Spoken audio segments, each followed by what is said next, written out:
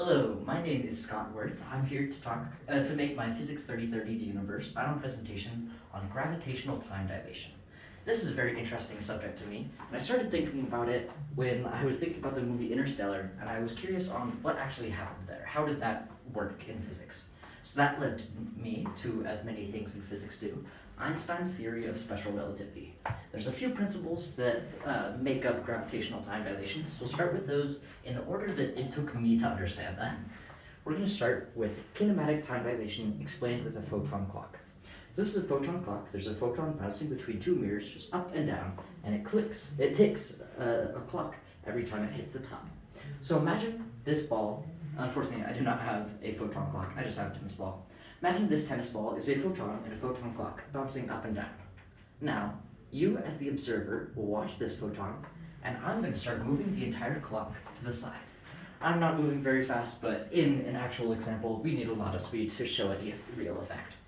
So, what's happening here is the tennis ball is still moving the same speed, the speed of light, but it's moving more distance because it's moving up and down and to the side to side. This means that this tennis ball must be going through time slower than you, the standstill observer. This, of course, is a relative effect, so me, as the observer in this photon clock, sees you, the camera, as going through time slower. So, that whole principle is kinematic time dilation. The faster something moves through space compared to the observer, the slower it moves through time. The next principle is going to be the equivalence principle. What this is saying is a falling object on Earth's gravity, feeling the force of 1g, is going to have the same physics applications as if it's falling in a space that is moving at that same force in outer space. So let's say this is a rocket ship moving at 1g. A falling object in that and a falling object in Earth's gravity will have the exact same effects. So if we take these two principles of something moving through space faster goes through time slower, as well as moving through time fast is equivalent to feeling the force of gravity.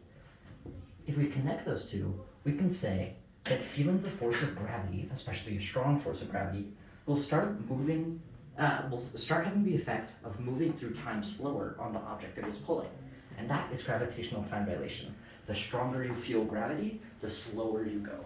So that is what happens in Interstellar, and that also means, fun fact, our feet will age about 1 second less than our head, assuming you have a normal lifespan and you're not laying down a lot. Thank you.